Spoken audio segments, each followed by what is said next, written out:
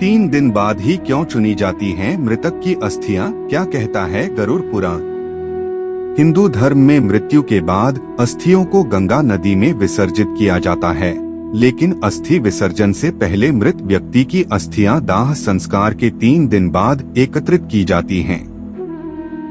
आखिर क्यों किया जाता है ऐसा और क्या इसकी कोई खास वजह है, आइए विस्तार से जानते हैं। वीडियो में आगे बढ़ने से पहले हमारे YouTube चैनल हिंदू ज्ञान संगम को लाइक सब्सक्राइब करें और कमेंट में राधे राधे लिख दें, आपका कल्याण ही कल्याण होगा।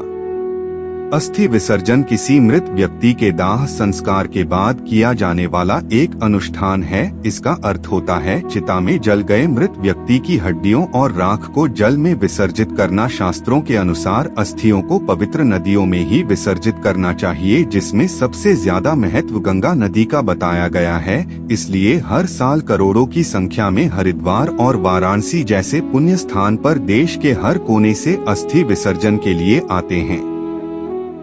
अस्थि विसर्जन में समय का बहुत महत्व है और इसलिए दाह संस्कार के बाद अधिकतम तीसरे दिन तक अस्थि विसर्जित कर देना ही उपयुक्त माना गया है। अब सवाल उठता है कि अस्थि विसर्जन से पहले और दाह संस्कार के तीसरे दिन ही क्यों मृतक की अस्थियां चुनी जाती हैं? क्या आप जानते हैं कि अंतिम संस्कार के बाद और विसर्जन से पहले उन अस्थियों को संचय श्मशान घाट से 3 दिन बाद ही क्यों किया जाता है? चलिए इस बारे में विस्तार से जानते हैं। अस्थि का संचय 3 दिन बाद ही क्यों? हिंदू धर्म के 18 पुराणों में से एक गरुड़ पुराण में मनुष्य के जन्म और मरण से संबंधित समस्या रहस्यों को उजागर किया गया है।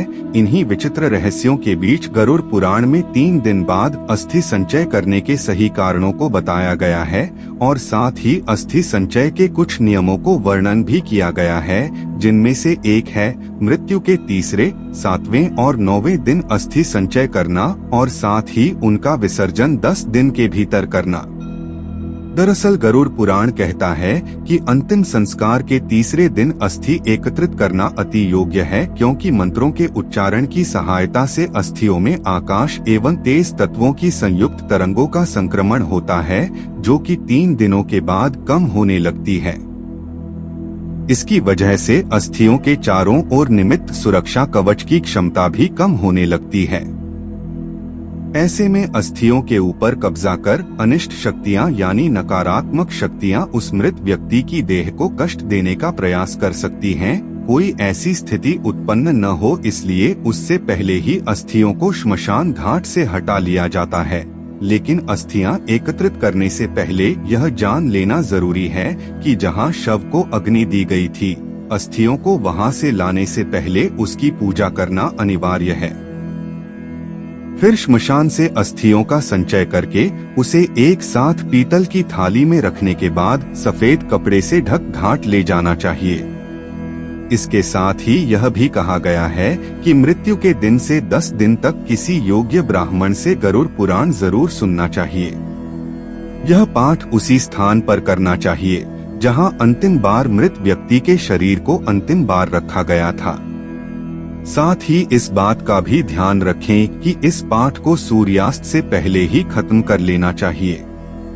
क्यों किया जाता है अस्थि विसर्जन? हिंदू धर्म में अस्थि विसर्जन को अनिवार्य धार्मिक अनुष्ठानों में से सबसे महत्वपूर्ण माना गया है। जब आत्मा शरीर को छोड़ देती है तो वह अपने नए जीवन में चली जाती है। शरीर 5 तत्वों यानी पृथ्वी, वायु, अग्नि, जल और पृथ्वी से बना है। दाह संस्कार करने पर शरीर इन 5 तत्वों यानी पंचतत्वों में विलीन हो जाता है। इसके बाद बची हुई हड्डियों और राख को शांतिपूर्ण में बहाया जाता है, जिससे मृत व्यक्ति पूरी तरह इस संसार से मुक्त हो जाए। इसलिए अस्थि विसर्जन किया जाता है। आज के लिए बस इतना ही। मिलता है न्यू वीडियो पर। जय हिंद, जय भारत।